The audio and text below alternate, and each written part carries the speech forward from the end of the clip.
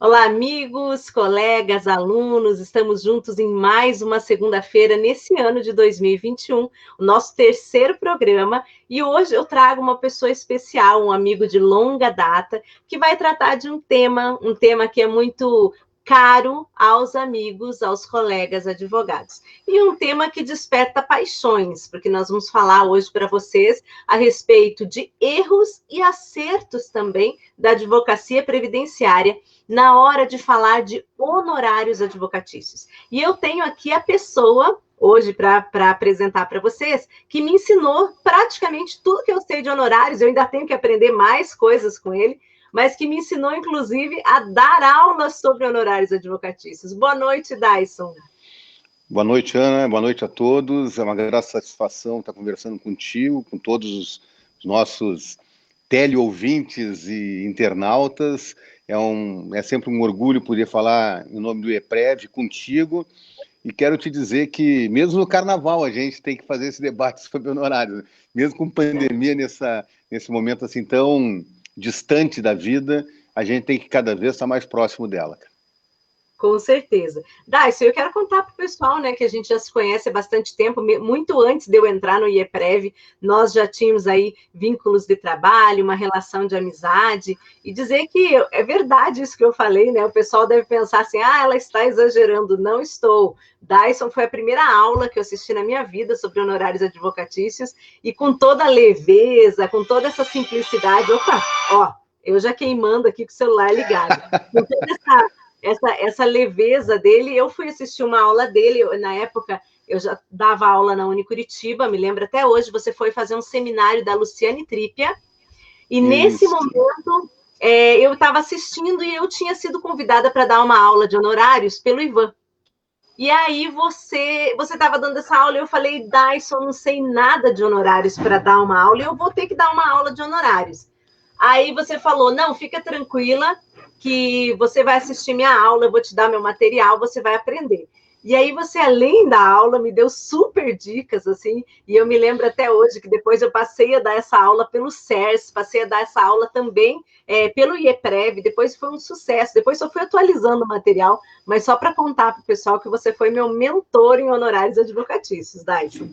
Mas, Aninha, com a tua capacidade, hoje eu é que sou teu aluno, né? Então, eu me sinto assim, extremamente confortável de dialogar contigo, porque eu também quero aprender. Eu tenho certeza que todo mundo que está nos ouvindo e nos vendo também vão ter muito que aprender.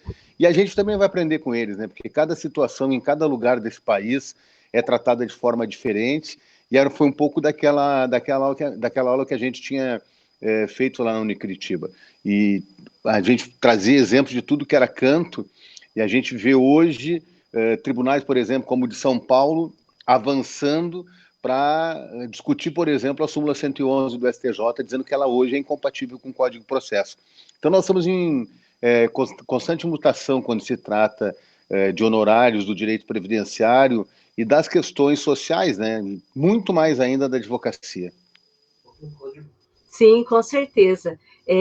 Dyson, eu ia comentar contigo também, inclusive, que a gente tem muitas problemáticas a respeito de honorários advocatícios, né? Mas antes da gente entrar no tema, eu queria que você contasse para o pessoal um pouquinho, assim, sobre a tua história, um pouquinho assim, como você caiu no direito previdenciário? Eu sempre falo assim, desse modo descontraído, né? A gente, você já começou direto no direito previdenciário? Você caiu no direito previdenciário? Eu costumo dizer que eu caí de paraquedas nele, porque eu fiz tudo para ser tributarista e acabei sendo previdenciarista, com muito orgulho, logicamente, mas foi um caminho que não era um caminho reto e direcionado ao direito previdenciário.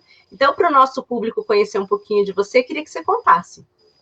Pois bem, Ana, essa relação do direito previdenciário, ela no primeiro momento ela era distante, porque o meu pai era procurador do INSS e eu achava aquele trabalho que ele desempenhava assim, muito cansativo, né? Naquela época era um sistema um pouquinho mais difícil de ser tratado, principalmente do ponto de vista de jurisprudência, as leituras, tudo era quase que inacessível.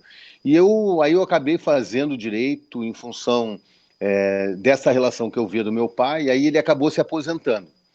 E ele montou um escritório, era um cara que tem uma visão assim, muito muito ampla, e aí eu acabei, num dado momento, com meu irmão indo fazer um mestrado em Santa Catarina, depois vou fazer o doutorado dele fora do país, eu acabei tendo que abraçar o escritório, porque, em tese, o escritório era para ter sido do meu irmão, que era o primogênito, era o mais velho, e era o cara da família era um pouco mais intelectualizado. Eu sempre fui um cara meio bonachão, assim, queria sempre ter um espaço um pouco mais distante do direito do trabalho, mas aí, quando eu me vi no direito previdenciário, aquilo virou uma bola de neve, virou uma loucura, porque na minha época, 30 anos atrás, o INSS era extremamente inacessível, aquelas filas quilométricas, atendimento para advogado ou para o estagiário era bastante difícil. Então, eu sempre tive o hábito de manhã cuidar do INSS e de tarde cuidar da Justiça Federal. Então, o que a gente acabava fazendo? Todos os processos administrativos eu acabei assumindo no escritório. Então, de manhã eu acabava indo para o INSS, chegava às 6h30, 6:45, e aí ficava até às 10 da manhã, 10h30, aí ia fazer uma outra coisa. De tarde tinha que acompanhar os processos da Justiça Federal, que aí o pai já estava aposentado, já tínhamos alguma leva de processos, e de noite eu fazia a faculdade. Então, foi um período bastante intenso da minha vida, e foi ali que eu me encontrei com o direito previdenciário. Eu queria ser advogado trabalhista, só que aí, aqui no Rio Grande do Sul, tinham alguns expoentes, como o Dr. Carlos Araújo, o Tarso Genro, o Pedro Ruas, que hoje é vereador. Então, tinha gente muito forte. E aí eu comecei a dizer, bom, o direito do trabalho e o direito previdenciário não estão longe. E, na época, direito previdenciário era um direito meio que, não vou dizer marginal, mas ele era maltratado, porque tudo acontecia no âmbito administrativo. E aí o meu velho disse para mim, olha, cara, tu tem todas as condições para fazer essa disputa no Poder Judiciário, tu tá aí te qualificando, eu estou aqui advogando, vamos tentar fazer uma frente mais ampla no Poder Judiciário. E o Poder Judiciário também tinha uma certa resistência à matéria, porque na época o direito era o direito tributário, era o direito econômico, era o direito constitucional, os direitos que mais se falava. Então eu acabei vendo que o espaço era um espaço interessante. Não vou dizer que era a terra de ninguém, porque nós tínhamos grandes professores aqui no Rio Grande do Sul, como o doutor Fernando Camargo Dias, o professor Sérgio Dias Neto, aí nós tínhamos lá Aníbal Fernandes, Celso Barroso Leite, o próprio professor Balera, que eram as pessoas que se ouvia falar. Mas eles eram, tirando Aníbal Fernandes, que era um lutador assim, mais do acidente de trabalho, ele ia para dentro do Poder Judiciário, tirando ele, poucos eram os advogados. Então, a gente acabou tendo essa paixão desenfreada pelo previdenciário, que o mais gostoso era tu conseguir dar resoluções dentro de um Estado que era muito autoritário até, né? Porque nós estávamos num processo ainda ditatorial, ainda temos esse vício no serviço público, então tudo parecia para o cidadão ser muito difícil. E aí a figura do advogado passa a ser uma figura realmente dessa ideia de ser não só indispensável para a administração da justiça, mas de alcançar a justiça para as pessoas que muitas vezes não têm informação nenhuma. E nós vemos, só para fechar... Pode falar, não, eu só ia fazer um comentário do seguinte, e você vem daquela época em que os primeiros grandes processos que chegaram aos tribunais superiores tem um dedinho seu também. Eu gosto de falar isso, eu sei que você é uma pessoa humilde, você não gosta que eu fique falando isso, mas quando a gente vê os grandes julgados das revisionais, temas que foram impactantes aí no direito previdenciário, os primeiros grandes temas, eles têm muito do teu escritório neles, a gente sabe disso. E, inclusive, temas que até hoje fazem diferença na vida do advogado previdenciário. Então, eu queria que você falasse um pouquinho para a gente como foi, né? Porque, embora você nunca tenha sido eu gosto de dizer isso, né? Você nunca foi um cara de aparecer, de ficar o cara que mais palestra, o professor que mais aparece, mas no processo, quem fazia acontecer muitas vezes eram, primeiro, grandes escritórios aqui do Rio Grande do Sul, eu sou de Curitiba, mas faço essa menção ao Rio Grande do Sul, a gente tem o TRF4, que é excelente, mas nós temos grandes decisões que está lá, Dyson Porta Nova, você vai falar da decisão, você vai citar em sala de aula para os alunos, né? Está lá o teu nome. Como que você se sente sabendo que você contribuiu tanto para a advocacia previdenciária? Olha, Ana, um dia eu estava num dos eventos, até que eu tenho quase certeza que foi um evento agora do IEPREV, o penúltimo, ainda em Minas, e eu estava com o Malcolm, e o Malcolm estava falando comigo da tese do melhor benefício. E aí ele dizendo para mim, pô, cara, mas tu é um desbravador, cara, tu perdeu em tudo que foi lugar, tu perdeu no primeiro grau, tu perdeu no segundo grau, o teu tribunal tinha um voto só a favor. Aí tu leva isso para o STJ, toma pau do STJ. Aí tu vai para o Supremo, e aí no Supremo Tribunal Federal reverte aquele julgamento por 7-4, e hoje eu vejo até nas redes sociais pessoas que têm slides e dão aula e palestram sobre essa ação, que para mim ela é uma ação meio que referencial, porque ela parece uma tese tão simples, tratar direito adquirido, né? E aí a gente nota que muitas vezes as coisas mais simples são as mais difíceis e aquelas onde a gente tem que ser mais aguerrido na luta. E esse é o papel do advogado. O advogado não pode se acovardar. Ele tem que brigar sempre pela tese. E se ele está convencido dela, que era exatamente o que a gente tinha tratado aqui, né, nessa tese especificamente, a gente foi até o fim. Eu lembro quando eu fui falar com a ministra Ellen Grace, que foi a relatora do processo, ela olhou para mim espantada e disse, mas doutor, mas como é que alguém que tem menos tempo de contribuição vai ter um benefício melhor? Aí eu expliquei, aí entra a questão do número, não mais o direito, né? Aí eu fui explicando para ela, disse, doutor, mas isso é tão simples.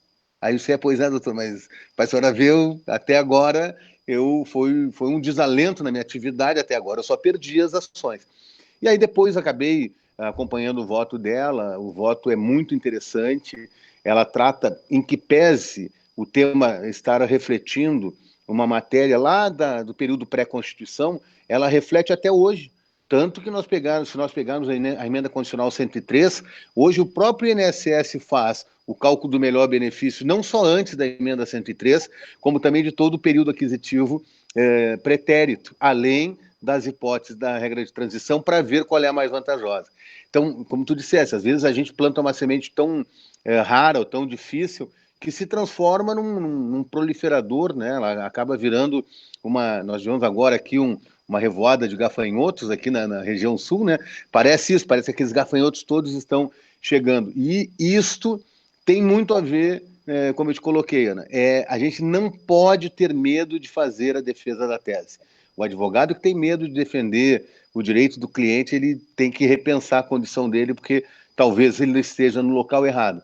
Mesmo que a gente sabe que Não muitas pode ter vezes... preguiça, né, Dyson? Aquela coisa de não pode ter preguiça, né? Tem que Isso, embargar, tem que agravar, é aquela luta incessante, levar 500 vezes o não e ganhar o sim lá no final. Eu gosto de fazer essas perguntas para você, porque eu sei que você é assim, e você ganhou muita coisa no último suspiro, né?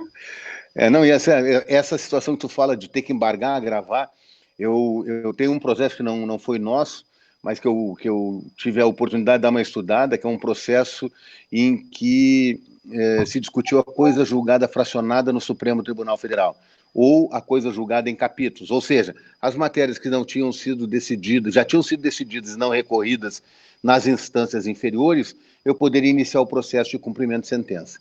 Essa decisão foi do ministro Marco Aurélio, e foi assim, interessante, no STF tiveram 10 incidentes, desde o agravo para recebimento do recurso extraordinário, 6 embargos de declarações, 2 agravos internos, e aí no final, no agravo regimental, do agravo interno, embargo de declaração, o ministro Marco Aurélio mudou o voto. Aí a gente olha para aquela decisão e fica dizendo assim, esse advogado é mais louco do que qualquer um de nós, né?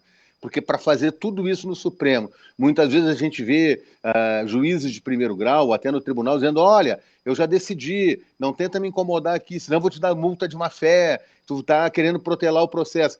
E aí no Supremo Tribunal Federal, aí a gente também tem que fazer essa reflexão de humildade, que é o Supremo, e tem mostrado isso há muito tempo, e depois de 10 incidentes, o ministro vai lá e muda a posição dele, diz assim, eu estava errado. Bom, isso, para mim, é uma grande escola, tanto da advocacia quanto do Poder Judiciário, né? A gente sabia que o advogado estava lá dizendo, olha, mas doutor, é tão simples isso, é objetivo e tal.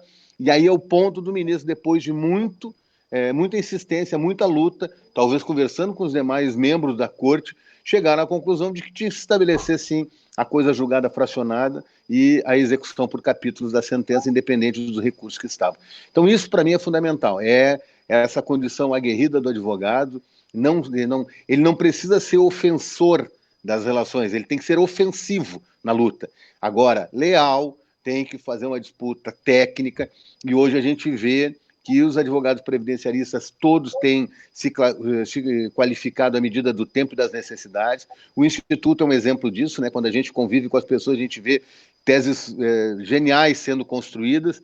Agora, isso tem muito a ver com cada um, e realmente, às vezes alguns conseguem talvez divulgar mais amplamente as situações, outros não, mas o que importa é, no final, a gente conseguir, tipo assim, né, levar a medalha de ouro e dizer que conseguiu a luta até o fim.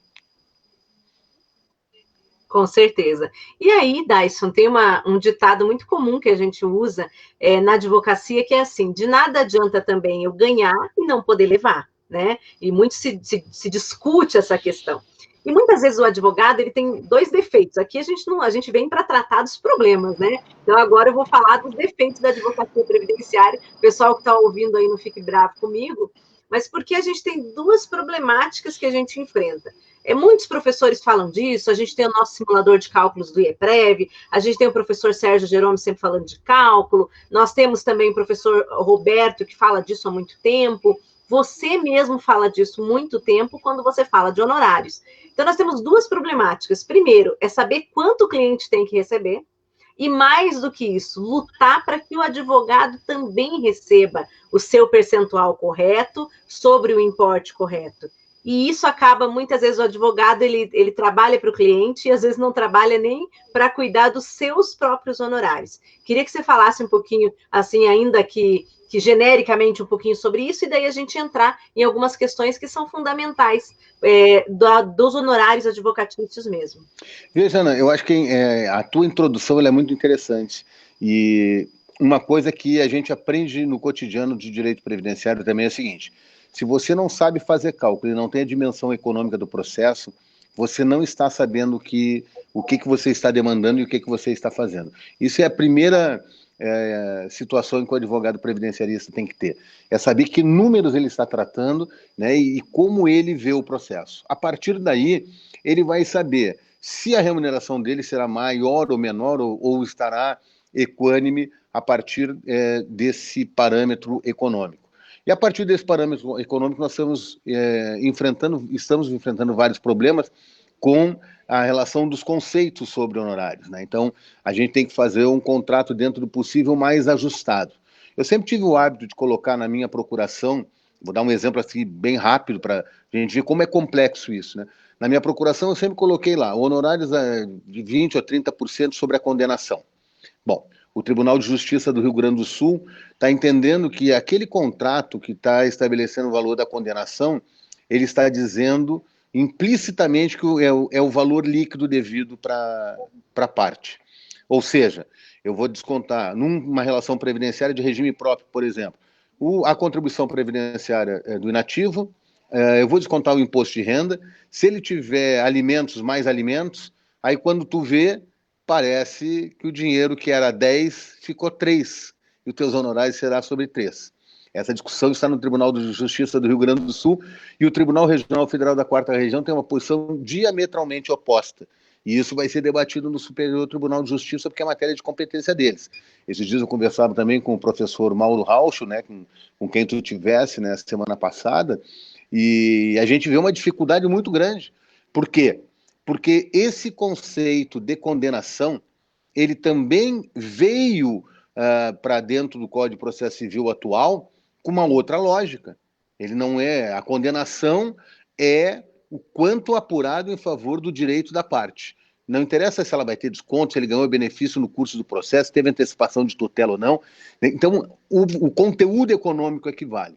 Então, esse debate, como eu tinha comentado antes, o Tribunal de São Paulo já está enfrentando. O Tribunal de Justiça de São Paulo está dizendo o seguinte: súmula 111 está revogada. Então, eu tenho que encontrar o conteúdo econômico e o valor da condenação para saber como é que eu vou fixar honorários. Então, se a gente não fizer esta crítica, talvez, em dado momento, a gente vá encontrar no STJ a rediscussão da súmula 111 e eles vão dizer assim, não, o Código de Processo Civil atual mantém a mesma ideia do passado. E aí o Mauro tem falado bastante sobre isso, inclusive escrito, e a gente tem meio que travado alguns embates sobre isso, exatamente porque isso é uma forma de desvalorização da advocacia. Acontecia muito isso no direito do trabalho, né? Tanto que os advogados trabalhistas conseguiram conquistar aí com muita bravura a relação do honorário sucumbencial na relação do direito do trabalho, né? Não só a relação que eles têm da representação sindical, mas sim os honorários de sucumbência. Então isso é uma vitória de quem está se organizando. Eu, particularmente, acho que nós ainda estamos engatinhando. A relação do direito previdenciário, ela ainda é, volto a dizer, muito trabalhada, muito subrepticiamente. Ela é tratada como um direito até certo ponto de menor valor, mas se a gente for analisar friamente, hoje, o tratar do direito previdenciário, né, a discussão que se faz do berço além túmulo, ele envolve a população brasileira inteira, né? Desde a primeira contribuição, ao filho que nasceu, ao senhor que se acidenta, ao trabalhador que perde um membro ou se alija num acidente de trabalho, tudo isso ele está envolto do direito previdenciário. Então, se nós não tivermos objetivamente uma discussão com a OAB e fazer uma valorização da advocacia, nós vamos estar enfrentando situações como essa, como já estamos enfrentando. Eu vou avançar um pouquinho mais, Ana. Nós hoje... Dyson, deixa eu só, você avançar, segura aí para a gente não perder o fio da meada, mandar um grande abraço para o pessoal todo que está conosco, dizer que quem está gostando, compartilha a nossa live, porque são informações preciosas, algumas pessoas nunca se dão conta dessa discussão. Então, Ângela Fernandes, Andréia de Paula Rodrigues, Tereza Cabral, Marcos Apolinari, que está com a gente sempre, a Malu Barros, a Ivone, a Gracinha Diogo, o Sérgio Pimenta, nosso amigão aí, de grandes lutas, né, Dyson? O Sérgio é um guerreiro no processo administrativo, um dos pioneiros. Eu trabalhei, o meu escritório trabalhou com parceria com ele muito tempo, fazendo recursos. Simval Miranda, o Marcos Seral, nosso diretor científico, mandar um grande abraço. Ele está dizendo aqui que você é a nossa lenda do direito previdenciário, e com todo orgulho do nosso Sul aqui, né?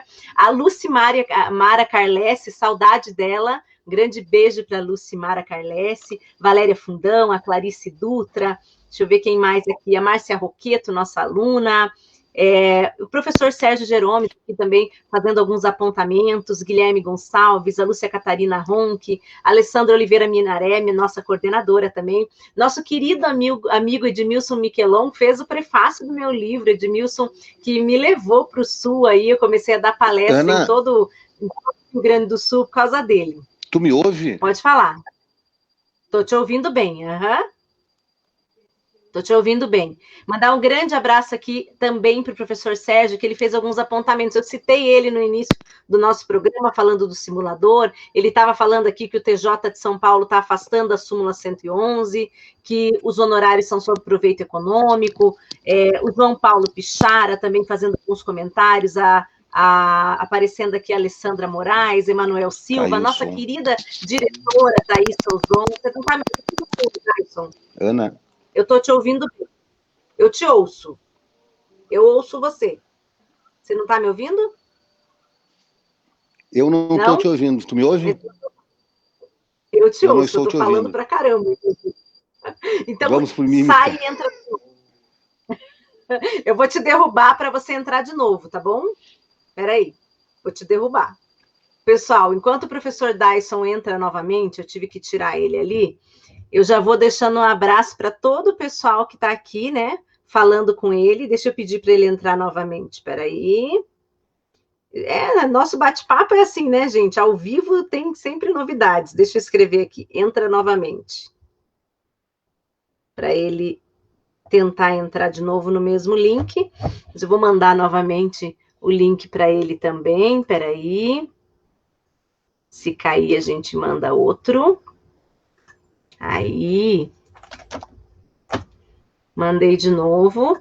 Enquanto isso, vocês podem ir deixando algumas perguntas também. Tem muita coisa para a gente falar com o professor Dyson. Eu estava aqui ouvindo ele falar e tendo algumas ideias. Eu acho que vocês vão concordar comigo. Eu já fiquei imaginando, sabe, no que? Um seminário maravilhoso, assim, um seminário que a gente pudesse trazer Mauro Hauschild, trazer o professor Sérgio Jerome, o professor Roberto de Carvalho, para a gente falar sobre esse tema. Dyson, está me ouvindo agora? Estou colocando você no ar de volta. Está me ouvindo, Dyson? Consegue me ouvir? Eu não te ouço. Está me ouvindo? Ah, então eu vou te ligar. Espera, eu já fiz isso uma vez. Calma, fica aí. Vou ligar para você. Isso nunca é problema, a gente sempre dá um jeito. Espera aí. Ver se ele vai conseguir ouvir a gente, gente. Às vezes... Oi, Dyson, você está ao vivo, viu? Como é que está? Eu estou ao vivo? É porque eu coloquei no Viva Voz. Deixa eu te falar. Tá. Você não quer tentar tirar o fone? Pode ser o fone de ouvido. Eu já tentei. Não deu certo? Não, mas eu vou te... Eu estou te ouvindo, só não sei se o pessoal consegue te ouvir, porque não está muito alto o telefone. Tá. Aí você quer tentar clicar e entrar de novo? Pode ser, a senhora manda. Eu que mando? Eu gosto de mandar. Então vai lá, tenta de novo, eu vou tentar te colocar no ar de novo, tá bom? Tá bom, valeu. Beijo. Então, pessoal, como eu estava falando para vocês estão me ouvindo ainda, né? A minha ideia, qual é? Eu acho que eu tive uma ideia maravilhosa, vendo ele falar e vocês fazendo comentários. Acho que a gente pode fazer um super seminário, inclusive. Deixa eu colocar o fone de ouvido, porque aqui em casa está um barulhão. Feriado, né, gente? Vocês podem imaginar. Tem muita gente. Ô, Pedro, meu amigo querido do coração, passando aqui. Pedro, meu mentor em Brasília, hein, Pedro? Mandar um grande beijo para você, não é sempre que você aparece. Mandar um abração. Pessoal, então eu tive uma super ideia. Ouvindo o professor Dyson falar, já comecei a imaginar o que a gente pode fazer. Um super seminário. O Dyson está entrando aqui novamente. Um super seminário, né? Dyson, já estou com uma ideia aqui. Você sumiu um pouquinho e eu já comecei a ter ideias. Viu? Já vai botar a trabalhar, pelo visto, né? Claro! Estou te ouvindo. E eu gosto porque você fala que eu posso mandar, então eu já estou pensando aqui, um seminário, olha só para a gente falar de honorários. Você, o Mauro, Roberto, Sérgio Jeromes, para a gente falar de honorários. E aí a gente pode fazer todas essas discussões e fazer inscrição gratuito, obviamente, para as pessoas poderem participar. E aí a gente fazer as inscrições pelo webinar e transformar isso num grande seminário. Seminário sobre honorários, para os advogados aprenderem um pouquinho mais sobre honorários advocatícios. Eu acho que isso nunca é demais e isso sempre ajuda, porque as pessoas, elas precisam aprender a trabalhar pelo cliente, mas precisam aprender a defender também os seus honorários, né?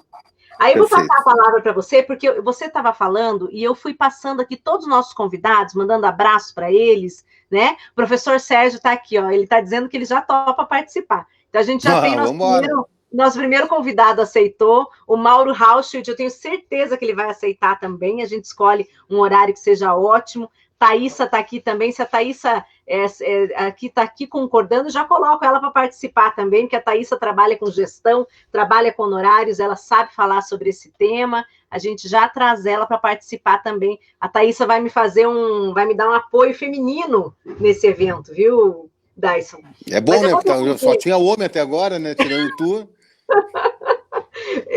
Mas ainda bem que agora já achei uma companheira aqui, né? Para não ficar sozinha. Dyson, eu falei para você segurar, não perder o fio da meada, porque eu te cortei, porque eu tinha que cumprimentar esse público maravilhoso que mesmo aí no dia do feriado está conosco, né? Estão conosco. Então eu vou pedir para você agora voltar naquele momento que você estava falando.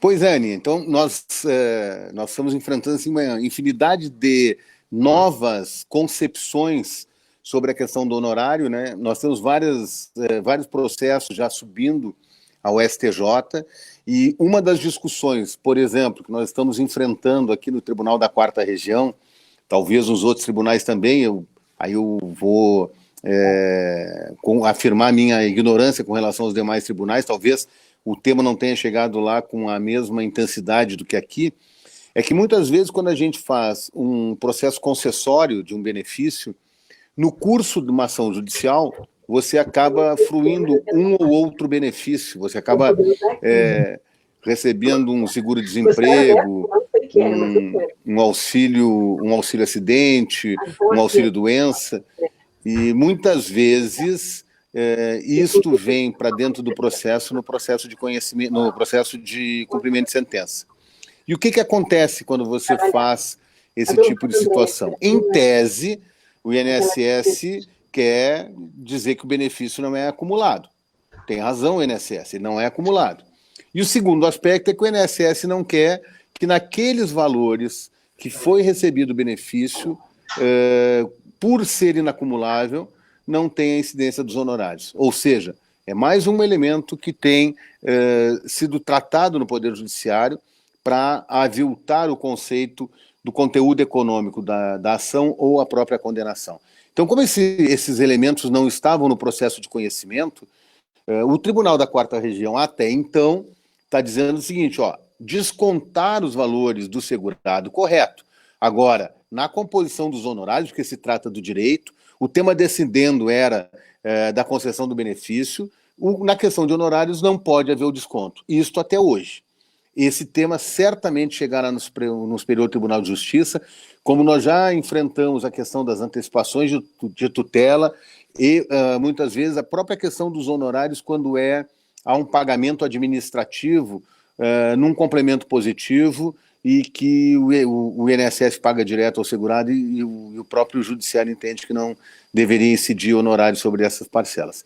Então, o tema honorários, realmente, ele vai ser muito mais presente daqui para frente, ou nesse nosso período de avanço sobre a questão do quantum devido principalmente pelo novo CPC, exatamente porque nós não nos apropriamos de todo o conceito de honorários, que ele está mudando e nós vamos ter que fazer com que essa mudança seja, obviamente, que mais acalentadora da tese em favor dos nossos honorários, tanto de sucumbência quanto do próprio de patrocínio. E nós sabemos que tem um outro problema. Deixa eu te pedir desculpa já, porque o pessoal já todo me avisou que eu estava com o meu áudio aberto, e eu estava mesmo, né? Porque eu estou com visita aqui em casa, gente, é feriado, né? Tá cheio de gente na minha casa. E o pessoal estava aqui, pega a taça onde? Taça de vinho, taça de cerveja, eu já me contei que eu estava fazendo isso.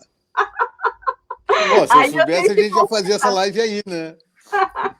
Você me deve uma visita faz tempo que você não vem para cá. Claro, mas também a pandemia não deixa, né? A gente vai ter que ir a pé. Mas esse programa, ele é descontraído, você me conhece, né? Não podia ser um programa totalmente sério. Então, o tema é importante, mas o assunto é descontraído. E aí eu estava aqui, o pessoal aqui, o pessoal me leva para o mau caminho. E aí eu estava aqui prestando atenção e vieram falar comigo. E eu fiz essa gafe de cortar você falando dos copos aqui, tá? Mas é que eu tô com a minha canequinha aqui, para tomar água. Eu só posso tomar água. Eu também tenho. Eu estava no bom caminho, aí o pessoal chegou. Mas aí te tiraram, né? Escuta, Dayson, mas deixa eu te falar. Só para fazer um comentário contigo, você está indo aí no tema, o pessoal está adorando, muitos elogios, mas eu fiz uma indelicadeza de esquecer de comentar com a professora Alessandra Minaré, ela fala sobre honorários militares também, como cobrar o honorário militar. Então, no nosso seminário, vou convidar ela também, eu sei que o doutor Roberto vai aprovar, ainda nem falei para ele do seminário, já fiz todos os convites, né? Já está na rua até, né? Só falta o dia agora. Já está na rua, praticamente. Mas só para te falar que o pessoal está elogiando muito, eu sempre te falo, né? Toda vez que eu te trago é esse sucesso. Então, só para te falar que já está confirmado o nosso seminário, só vou ver a data, viu? Boa, vamos lá. Mas é que o tema também ele passa a ser muito presente, né? Porque nós estamos vivendo esse conflito cotidianamente. E tu vês, eu vou falar um exemplo que eu tenho enfrentado, assim, até porque nós temos processos muito antigos, né? Não raro ainda a gente não constituía sociedade advocatícia, né? A gente muitas vezes acaba constituindo ela no meio do caminho. E nós temos enfrentado um problema que eu acho que muita gente enfrenta, o pessoal da área do direito administrativo e até do direito militar também, é quando você vai atuar numa advocacia individual, aquela artesanal, e depois você se constitui como sociedade, nós ainda temos um enfrentamento de que há uma certa resistência dos julgadores em expedir o pagamento, o precatório ou mesmo o alvará em nome da sociedade de advogados, né? E aí você cria uma situação meio dual, porque como você tem uma sociedade, você, quando vai receber os honorários em seu nome, você é obrigado a jogar para dentro da sociedade, porque você tem seu sócio para partilhar, né, os haveres de cada um e da participação geral. E aí tem acontecido, isso aconteceu comigo, né? Então eu falo aqui porque a gente está enfrentando esse problema no Poder Judiciário.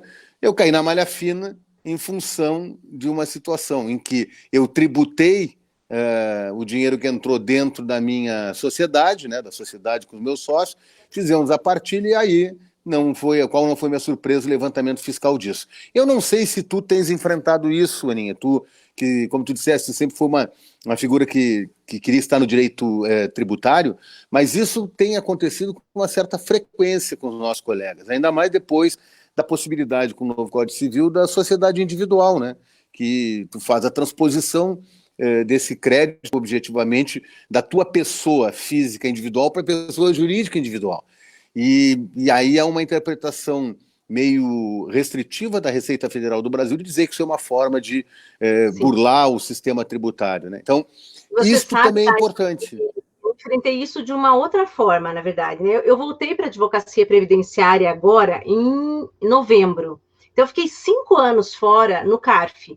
E eu julgava, a minha Câmara, inclusive, além de julgar a contribuição previdenciária, eu julgava imposto de renda à pessoa física.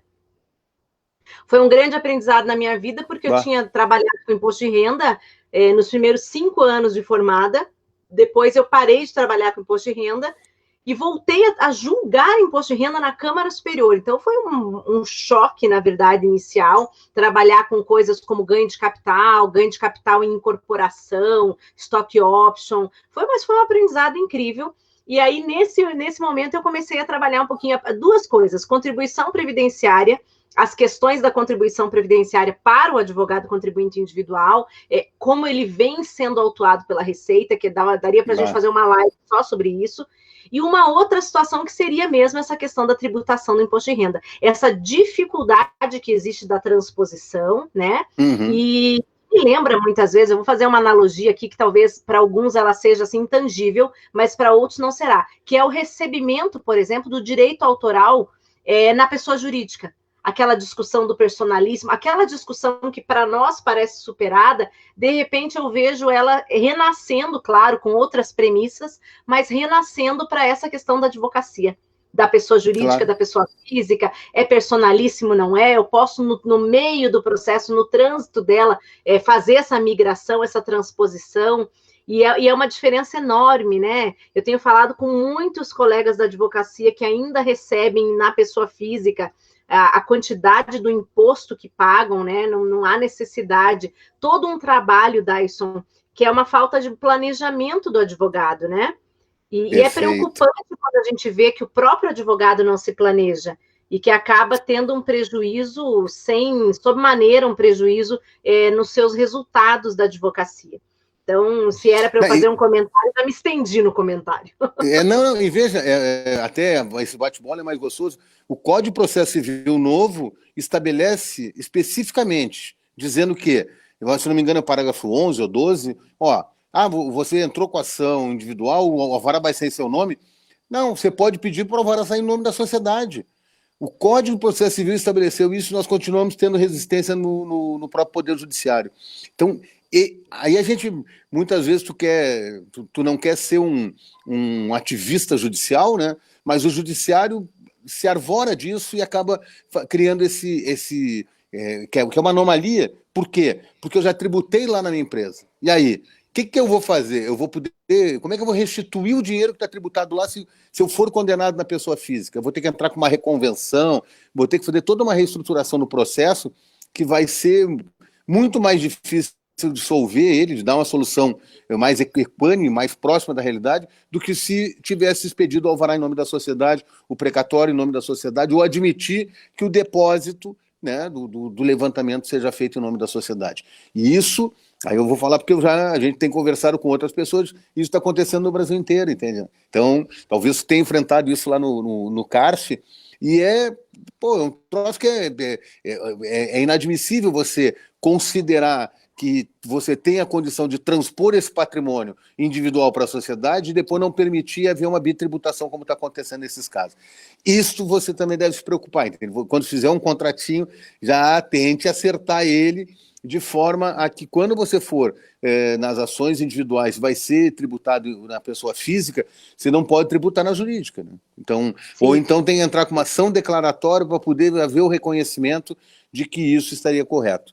Então, são detalhes. Eu te cortando, mas só para fazer uma propaganda aqui, o professor Roberto tem um curso de gestão e até no momento, assim, ele está falando muito sobre isso, ensinando o advogado justamente a migrar. Olha, quando que vale a pena ser sociedade individual, unipessoal, quando que vale a pena ter escritório, o advogado na sociedade advocatícia, ele precisa tirar prolabore. Esse prolabore pode ser de salário mínimo. Eu gosto muito desse tema. Eu e o professor Ivan, por exemplo, a gente discute muito isso, sabe, Dyson? Precisa ter prolabore? O Ivan, que é auditor, ele fala que não precisa. Eu sempre achei que precisava, e a Receita há pouco tempo já se manifestou com parecer COSIT, dizendo que tem que ter, afinal de contas, se é uma sociedade, tem um administrador, alguém tem que retirar o prolabore. Então, são discussões que às vezes passam longe do escritório, né? O meu tema não é tributário, mas são coisas que fazem, assim, uma grande discussão, uma grande diferença. É super importante, né? Então, eu acho que a gente não pode esquecer disso. Mas, além desse tema, só para jogar para as pessoas que estão nos ouvindo, tem uma outra coisa que você fala que eu gosto e que hoje não vai dar tempo, lógico, de falar, mas, assim, tem advocacia de partido, tem advocacia de contratação direta, tem cota litis, tem honorários sobre êxito, tem muita coisa que as pessoas desconhecem e que faz muita diferença também na hora que o magistrado ele quer mandar no seu contrato. Que foi um problema que a gente iniciou nossa live até comentando, né? Há uns 8, 9 anos, inclusive, a gente estava com um problema gravíssimo, que era quando o próprio magistrado da Justiça Federal ele queria arbitrar os honorários do contrato sem que houvesse reclamação da parte, de ofício. Isso também foi uma coisa que você considera que a gente superou, Dyson? Eu preciso te fazer essa pergunta hoje, porque eu fiquei 5 anos fora e eu sempre me pergunto, a gente superou essa fase ou a gente ainda tem isso? Eu acho que não superamos, eu acho que está cada vez pior. Eu acho que o juiz, e veja, não é nem só o reclame da parte ou não, né? O juiz, ele interfere no contrato sob a alegada hipossuficiência do segurado. Mas é incrível como se nega gratuidade de justiça, porque eles entendem que o segurado não raro não é hipossuficiente do ponto de vista econômico, mas eles admitem que ele é hipossuficiente quando assina um contrato. É um dualismo, uma dualidade da interpretação dessa relação muito significativa. Mas tem um grande problema aí, que eu acho que é o maior problema, e que nós também já falamos assim rapidamente. Nossa advocacia não está organizada. A própria instituição Ordem dos Advogados do Brasil não tem isso definido. O Conselho Federal, há 5 anos atrás, teve um julgamento dizendo que pacto cota-litis podia ser 50%, e hoje o próprio Conselho Federal está revendo essa lógica, dizendo que é abusiva. Aí você imagina só, você tem um processo judicial, que você ganha uma antecipação de tutela, e em 6 meses você concede um benefício para o segurado, né? Aí você fez um pacto cota-litis 50% sobre a condenação. Esse segurado levou 6 anos do processo ser resolvido e você tem 6 meses de atrasado só para receber. Você vai ganhar 50% de 6 meses, enquanto o cara ganhou, né, o cidadão ganhou 70 meses, e tu não vai poder cobrar aquele 50% dele. Então, o conceito de 50% tem que ser relativizado. Assim como tem que ser relativizado, para concluir também, é a discussão do que é o custo do processo. Porque o juiz quer reduzir os honorários, mas ele não sabe que muitas vezes a gente não cobra para entrar com a ação, não cobra para fazer um recurso, não cobra para fazer um agravo, não cobra um recurso especial, não cobra sustentação oral. Se tu pegar um trabalhador, por exemplo, um segurado especial, sendo bem rápido, que vai ganhar um benefício de salário mínimo, vai ter lá 3 anos de benefício, dá R$36 mil. Se eu for cobrar a tabela da ordem do Rio Grande do Sul, no Rio Grande do Sul, ele vai pagar, e fez processo, for até o STF, o STJ, ele vai pagar mais de 50 mil reais pela prática dos atos processuais. Só de recurso especial, extraordinário e contra razões é 12 mil reais. Se eu fizer um recurso especial, o INSS, um especial, um extraordinário e o outro, são 4 atos, é 48 mil reais. Nenhum juiz aí diz assim, não, isso eu não posso me meter, porque se vocês combinaram que não tinha remuneração, não pode. Bom, eu não posso aí alterar minha prática e ter a remuneração, mas ele pode reduzir meus honorários de 35, 40 para 20, 15 ou 25. Então, é muito mal interpretado, porque talvez o juiz também não se atenha a isso. E aí, por que eu faço a crítica à OAB? Porque a OAB não faz valer as suas tabelas de ordem. Ela exige do advogado que cobre a hora técnica o mínimo de R$ 250. Agora, a gente sabe que tem infinidade de colegas nossos que nem cobram a consulta, né? Então, isso é hora técnica trabalhada. Então, nós temos que realmente ter um trabalho muito mais intenso da organização. Aí eu vou de novo dizer, parabéns aos advogados públicos, que além de ter toda uma estrutura à disposição, terem a remuneração, ainda ganham os honorários de sucumbência e, bom, ninguém está fazendo esse debate. Eu não estou nem entrando na discussão se é válido ou não, mas ninguém está fazendo debate. Aqui no Rio Grande do Sul, deu uma briga aí com a Assembleia Legislativa, mas todo mundo meio que acuou no final, né? Então nós também temos que nos organizar, e aí nós precisamos de uma OAB forte, nós precisamos de presidentes de ordem, de comissão que atuem efetivamente e mostrem para a magistratura as dificuldades que cada um de nós temos, né? E aí eu vivi isso há 30 anos atrás. Agora, o advogado que está começando hoje, lá no interior do Rio Grande do Sul ou do Paraná, ele muitas vezes não vai poder cobrar do trabalhador os R$ 2.500, R$ 3.000 para entrar com uma ação de concessão de benefício e mais os atos processuais seguintes. Então temos que fazer uma discussão, mas não está esgotada, viu, Aninha? Só para te dizer, essa novela ainda vai ter muitos capítulos, mesmo com a ausência da Janete Claire, nossa querida novelista, que tanto nos fazia alongar as novelas, né, globais e com aquele brilhantismo e capacidade dela. O problema que me consta aqui, Dais, é que se a gente não tem Janete Claire, ficaremos com as novelas mexicanas, viu? E elas são... né? Aí... E elas são muito mais dramáticas. Menos qualificadas, né? Ah, sim. Mas, ultimamente, a nossa vida no Previdenciário, ela me lembra, às vezes, uma novela mexicana, porque é um drama e o final, ele é sempre triste, né? Claro. Mas, além desses pontos... Tu está falando das teses em si, né? Sim, não, o julgamento das teses é, acho que, a parte mais triste, inclusive, né? Porque é como você falou, às vezes para comprovar uma questão que é tão óbvia e que ela é tão de direito, os elementos metajurídicos, eles, né, passam por cima e são sempre mais importantes. Olha, o Serral falou aqui que Janete Claire não é do tempo dele. Mentira! Ainda bem que você já teve essa expressão assim para ele ver que a gente está aqui de olho no que ele fala ali no cantinho. Não, ele é Dias Gomes, então. O negócio dele é Dias Gomes, tá bom? Mas olha só, olha lá, a Malu Barros falou, vá que não é do seu tempo. Mas então, Dyson, além desses temas que a gente tratou aqui, que eu acho que foram assim muito bacanas, e só foi uma pílula, né? Eu diria assim, a gente só iniciou os temas que eu já estou convidando para que a gente vá mesmo para fazer um seminário só sobre honorários. Tem alguns pontos que o Mauro tem trabalhado muito, que é os temas que estão no STF, né? É o 1050, a questão que envolve não só a questão do honorário em si, da pactuação do honorário, mas também as questões que envolvem o precatório, os problemas que a gente tem com os precatórios. A gente tem, acho que são 3 temas, né? O 1047, o 1050, me ajuda a lembrar. O 1050 e tem esse que está subindo, que é da questão da antecipação de tutela, né? Isso. Então, são temas que vão fazer uma guinada aí, talvez, nessa fala que a gente tem aqui, olha, o que é justo, o que não é, as coisas podem piorar bastante, você não acha? A minha dificuldade, aí eu até vou te dizer assim, muitas vezes eu contrato alguém para atuar nos meus processos, que a gente entra numa passionalidade, às vezes que não é bom.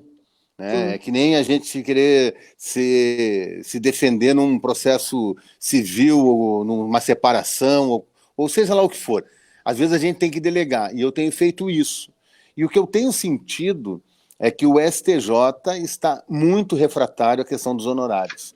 Então, acho que mais do que nunca, por isso que eu clamo aqui para a OAB ter uma atuação mais incisiva junto ao Superior Tribunal de Justiça e aos ministros, porque nós temos que mostrar a dificuldade da advocacia previdenciária, e aí, óbvio que a gente tem que entender, tem um escritório relativamente organizado e tal, parece que a gente está querendo se privilegiar, mas eu vivi na ordem há um período atrás, ainda no século passado, né, que foi um período entre 97 e 2000, e nós vimos uma dificuldade imensa da advocacia previdenciária. E ela não mudou. Ela não mudou porque as filas virtuais elas são piores que as filas das agências, as soluções que se dão para os processos ainda são precárias, nós tivemos uma diminuição incrível de servidores, não há uma requalificação desses trabalhadores na área previdenciária e ainda jogaram as decisões do previdenciário para dentro do Ministério da Fazenda, né? Então, a gente tem, assim, nota-se que, do ponto de vista tanto administrativo como judicial, há uma certa dificuldade para o exercício da advocacia. Eu creio que nós temos que trabalhar muito forte com os ministros. E aí não é só o IEPREV, o OAB, eu acho que cada um de nós que faz o dia a dia da advocacia tem que municiar ministros sobre a questão dos honorários e mostrar a realidade do advogado, principalmente o advogado que está em lugares mais distantes, menos organizados, que acaba fazendo um trabalho extremamente artesanal, né?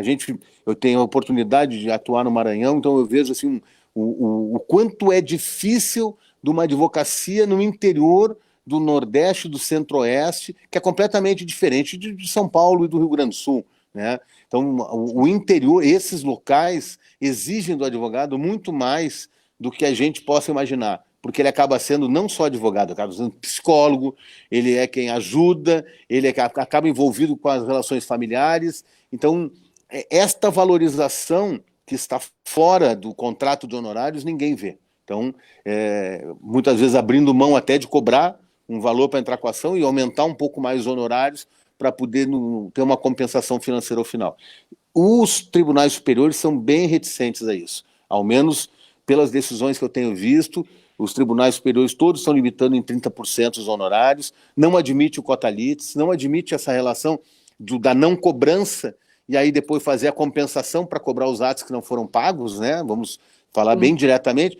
E aí a gente vê que muitas vezes o trabalhador, por não ter condições de arcar com isso, aí ao final ele também respeita o contrato. Tem muita gente que, quando a gente cobra um pouco mais do que os 30%, vem espontaneamente e pagam, porque eles sabem que eles não tinham condições de arcar com aqueles custos. E muitas vezes ganham um pouco mais, que não têm o acesso de uma defensoria pública, né, que também é muito qualificada, mas muitas vezes o limite daqueles 2 salários mínimos impede de um trabalhador poder ter um profissional também daquela envergadura. Daiso, eu deixei esse elogio da Adriana aqui para você, que é a nossa coordenadora, que ela é inclusive, ela é do Norte também, né? É Norte, né, Adriana? E aqui, ó, ela colocou, professor extremamente preciso, um homem assim que deve presidir a OAB. Eu quero te falar que eu já te falei isso várias vezes, inclusive, né? Eu sei que não vai ser fácil, as questões, assim, não são fáceis, mas eu gostei do elogio da Adriana, porque eu acho que é bem isso que eu gosto em você, um elogio para a gente encaminhando aí para o nosso final da live, para eu te falar, é isso que eu gosto, essa coisa que tem muito a ver mesmo com o gaúcho, né? Faca na bota, como diz o Edmilson Miquelon, é não fugir do debate, né? E eu me sinto até um pouco, você sabe que eu me sinto um pouco gaúcha, porque a minha família é toda aqui do Sul, né? Rio Grande do Sul, Santa Catarina. Nós estamos no Paraná por acaso. Meu pai era militar e veio para cá no final da carreira dele, mas a minha família é toda Santa Catarina e Rio Grande do Sul. Então, para dizer que eu me sinto em casa também, e para dizer que é bem isso, né? É faca na bota mesmo. para todos os nossos debates, para todas as nossas questões. E eu vou, Dyson, eu te prometi que hoje a gente não ia demorar, porque é feriado e tudo mais. Então, eu queria que você agora, a gente está com 54 minutos já da live, eu queria que você fizesse um comentário de fechamento, já prometendo para você que nós vamos fazer o webinário, amanhã eu já vou conversar com o professor Roberto de Carvalho, vou levar para ele a ideia da gente fazer esse grande debate aí sobre honorários. Eu acho que vai ser incrível, um tema que sempre atrai muita gente, muitas coisas podem ser ditas, né? Desde a questão da formulação do contrato de sociedade, até a formulação do contrato com o cliente, da procuração, e depois as questões que nós temos dentro do processo, todas as questões processuais, RPV e precatório. Então, é um tema amplo. Ele começa lá na formação do escritório, ele passa pela contratação do cliente e ele vai passar aí por toda a questão processual. Então, eu vou pedir para você falar um pouquinho para nós agora a respeito do teu fechamento. Por exemplo, quais ponderações finais você faria para a nossa live de hoje? Olha, Ana, eu vou te dizer assim, ó, à medida em que a gente vai convivendo com as pessoas, né, e a gente vai entendendo até a atitude e até a proposta, ela nos torna mais aberto para a vida. Então, o que eu acho que o advogado tem que fazer, e eu tenho acompanhado, assim, às vezes a gente enfrenta incidentes de resoluções de demanda repetitiva aqui no TRF4, e a gente tem visto muito defensor público atuando com essa visão, entendeu? De buscar tese, mostrar para o juiz que ele, como defensor público, está atendendo lá no interior, distante das necessidades das pessoas, os obstáculos que o Estado impõe, não só o Estado gestor como o Estado juiz, né? O Poder Judiciário também cria dificuldades. E quando a gente começa a fazer esse debate com a Defensoria Pública, com os advogados públicos, também tem os seus problemas, as suas dificuldades, o que me faz ver o Poder Judiciário como resolutivo é que ele seja informado. Então, eu acho que nós, como advogados, nós temos que mostrar mais o que a parte sofre na condição de cidadão na busca da justiça. Porque a maior dificuldade é de o juiz compreender isso. Às vezes o juiz não está tão presente no cotidiano das pessoas, ele talvez esteja no dele. E aí eu tenho um tio que é desembargador e ele tem um livro chamado Motivações Ideológicas da Sentença. E nesse livro ele fala exatamente o quanto o juiz pode estar envolvido com o seu meio e desconhecer o outro meio. Então, uma pessoa que talvez não tenha tido um berço de ouro, ele entenda um pouco melhor as dificuldades de um trabalhador do campo, de um trabalhador na indústria, de uma relação de comprovação de um tempo especial. Então, nós temos que, como advogados, colocar isso para dentro do processo. E mais, como nós estamos tratando de honorários, nós temos que mostrar para o juiz que nós, enquanto estamos atuando no processo, sem uma remuneração ou sem cobrar por ato processual, nós temos que ser compensados por isso. E o juiz não entende isso. Essa compensação o juiz não entende. Então, o que eu vou tentar fechar com chave de ouro aqui, que não é tão de ouro assim, mas é porque ela é contratual e o ouro é os honorários. O que eu quero colocar é que nós temos que começar a botar nos nossos contratos de honorário, quando for um de cota litis ou ad exitum, dizer o seguinte: olha, tá bem, eu vou cobrar, se o juiz reduzir a 30% meus honorários, eu tenho o direito, como qualquer outro advogado que teria contratado 30%, a receber o valor da inicial que não foi pago, o da réplica, o do agravo de instrumento, o da apelação, o das contrarrazões, recurso especial, sustentação oral, audiência, instrução probatória, diligência, começar a fazer isso nos contratos. Por quê? Porque o juiz até vai dizer, não, tá bem, eu reduzi para 30%, mas vamos ver quanto é que vai dar conta. Quando ele fizer esta conta, Ana, ele vai ver que o contrato cota litis, ad êxito, mesmo quando é 50%, para o cliente, ele é muito mais econômico do que ele pagar a tabela da ordem, que nós estamos obrigados a fazê-la. Se nós não o fizermos, tem que ter a compensação. E o pacto cota litis ou ad êxito com 50% é exatamente isso. Então, Ana, a chave de ouro aqui é nós tratarmos os honorários com uma visão, eu não vou dizer só cristã, de achar que não, nós temos que abrir mão de determinado... Não, nós temos que tratar da questão profissional. Veja, por que nós temos que tratar disso? Porque nós temos que manter um escritório, tem que ter uma estrutura, tem que ter um telefone. Hoje a internet é indispensável, o manuseio e o cotidiano disso é extremamente elevado. Um computador de ponta hoje é relativamente caro para um trabalhador, um advogado que comece o início de profissão, não raro, está dentro da OAB, fazendo nas salas da ordem as suas audiências, as suas petições, o atendimento com o cliente. Então a gente tem que começar a fazer, sim, um processo de revalorização da advocacia. Isso é fundamental. Enquanto nós não tivermos isso, aí nós precisamos também da ordem, se nós não tivermos esta mão junto conosco, fica difícil de cada um disputar dentro do processo com um juiz que vá lá e reduza os honorários e a parte acha que o juiz está correto. Então, nós aí vamos sempre sair perdendo e muitas vezes nós vamos nos desestimular. Talvez não vá se recorrer depois da primeira sentença, do primeiro julgamento num tribunal negativo. Eu vou dizer, irmão, tanto faz ganhar ou perder o processo, que eu ouço isso seguido. Tanto faz, porque se eu ganhar, eu depois vou me incomodar porque o cliente não vai me pagar. E tem aquele famoso gráfico, né, da OAB, que quando começa, o cara ia te entregar tudo no ápice, não sei o quê. Quando termina o processo, ele diz, não, eu é que fiz tudo pelo advogado, fui eu que dei as provas, fui eu que fiz a formação jurídica. E hoje em dia então, está Ana, cada vez mais comum, inclusive, né, Dayson? Exatamente. Esse tipo de desvalorização, porque o Google responde, né, as pessoas, em geral, elas andam desrespeitosas, né? Hoje aconteceu um fato comigo que foi muito engraçado. Postei uma piadinha do tipo, carnaval, né? Hoje eu quero beber e falar mal da vida alheia. É uma brincadeira. E veio uma crítica super contundente no meu Instagram. Deixarei de seguir uma professora que professa esse tipo de comentário. Eu fiquei tão surpresa, eu falei, meu Deus, mais leveza, né? Mais leveza e menos julgamento. Vamos ser mais leve, vamos se divertir um pouco mais com a vida, levar as coisas assim desse jeito. E a gente vê exatamente isso, Dayson. Você pode trabalhar e, de repente, só porque aquela pessoa ela fala com você o tempo inteiro no WhatsApp, ela acha que ela está te lembrando do seu prazo, que ela está quase fazendo prazo por você. Isso não acontece só na advocacia, é um desrespeito com os médicos, é um desrespeito com o engenheiro, com o arquiteto.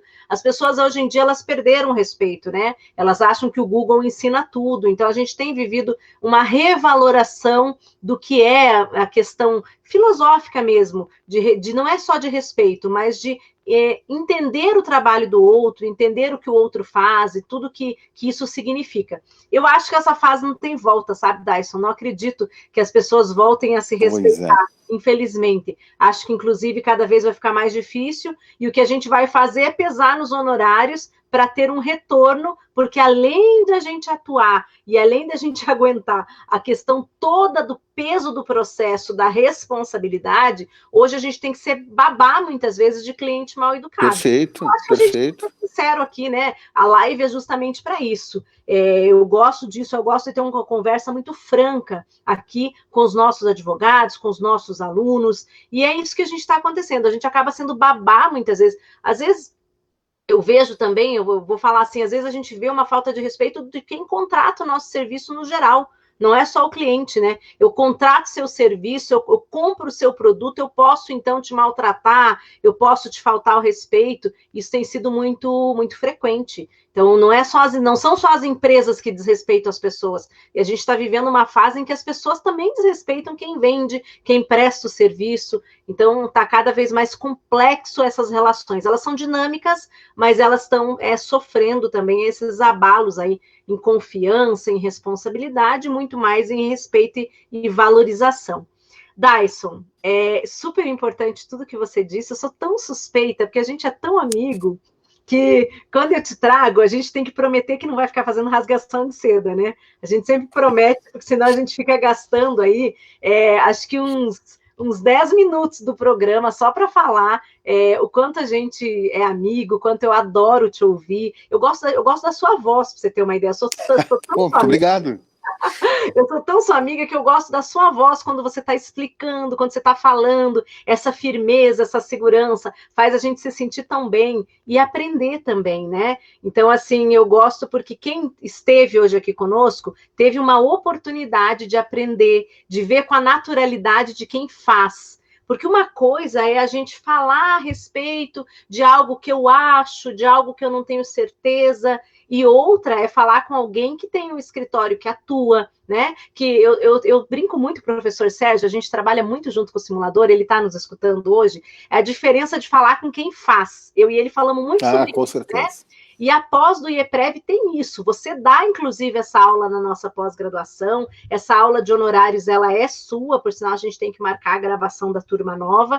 E você que dá essa aula de honorários. Então, você ensina, você fala, mas é a pessoa que vive isso. O teu escritório vive isso. Você está há anos aí no mercado, falando com os clientes, lutando nos tribunais. Hoje você falou que, né, quando é uma questão muito de paixão, você contrata alguém, mas muitas vezes quem ia lá falar com o ministro era você. Então, claro. Essa experiência você tem, né? Olha a Silvânia aqui falando, já dando um feedback, dizendo que adorou as tuas aulas na pós-graduação. Então, que bom, Silvânia, fico super feliz quando o pessoal gosta, quando o pessoal aproveita os nossos professores. Contar que as nossas matrículas, elas estão abertas.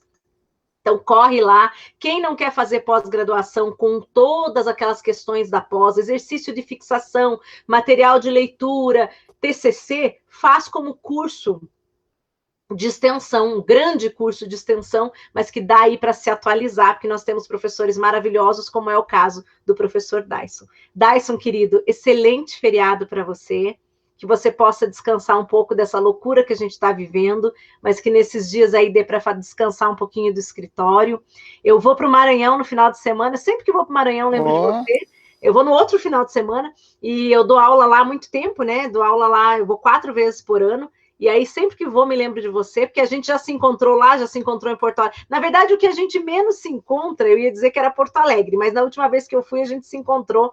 Faz tempinho que eu não vou, então não posso dizer isso. Mas o lugar que a gente mais se encontrou, eu acho que foi São Paulo, Curitiba e Maranhão. Perfeito. Mas é... Brasília, né? Brasília, acho que mais foi Brasília, na verdade. Em Brasília a gente já teve aquele bom embate lá no Conselho. Sim, também, né? Que você me salvou de ser presa, né? Mas isso é uma história para uma outra live. Boa, né? Contos das nossas vidas, né? Contos das nossas vidas, é verdade. Bem, ainda bem que eu não fui presa, graças a Deus, tá tudo bem. Que bom, né? E vou passar a palavra só para você dizer um tchau, então, para os nossos alunos aqui, para o pessoal que está assistindo a gente. E muitos elogios, viu? Muitos elogios para você. Que bom. Então, o tchau vai ser bem objetivo. Nós estamos, depois da tua fala, eu acho que nós vamos precisar de um novo iluminismo. Nós vamos precisar de novas luzes. E aí, eu quero dizer de novo, as luzes estão contigo, com o Roberto, com o IEPREV, e vamos brindar, né, a estas luzes. Bom carnaval a todos! Também. Um ótimo carnaval, pessoal. E aproveitem bastante, com moderação, né, Dyson? Que a gente está vivendo sempre difíceis, né? Aqui só tem água, viu? Aí eu sei que tem vinho. Não, mas aqui nesta xícara só já foi. Pô. Beleza. Então, beijo, bom pessoal. Te ver de novo. Foi ótimo, Dyson. Um beijão para você. Tô com saudade, viu? Obrigado. Beijos, tchau, carinhos, abraços. Tchau, pessoal. Até semana que vem, hein? Semana que vem, na segunda-feira. Na semana que vem, na segunda-feira, na horário do programa, nós temos uma live de trabalhista para falar da obrigatoriedade da vacina. Se a empresa pode ou não obrigar o trabalhador a tomar a vacina. Vai ser com os nossos coordenadores do trabalhista e depois, na outra semana, eu volto com vocês. Um beijo, pessoal.